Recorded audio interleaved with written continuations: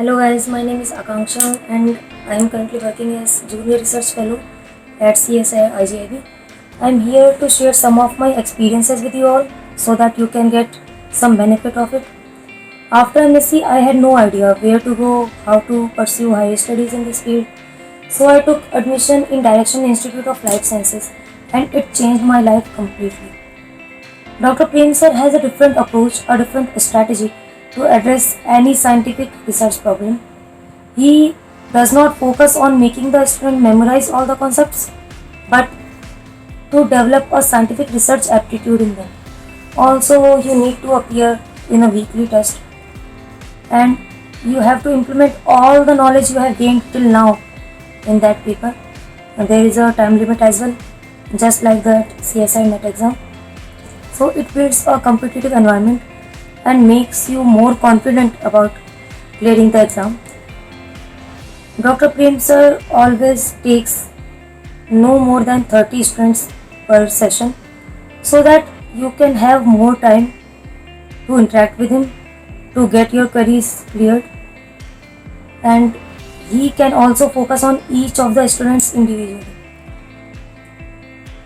So after getting the coaching, I appeared in some of the well-known national entrance exams, and some worth mentioning are like CSI NET JIF.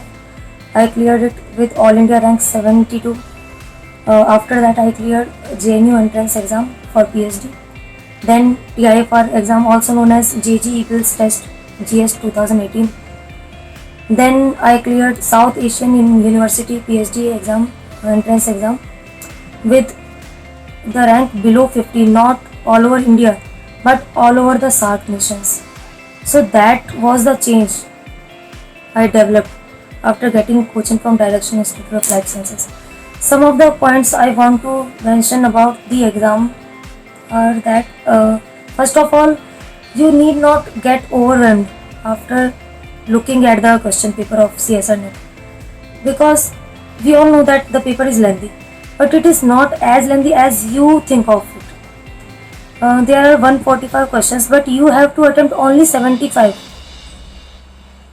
So you need to focus on those 75 only, not all the 145 questions. Also for part C, there are 75 questions and you need to attempt only 25 questions correctly.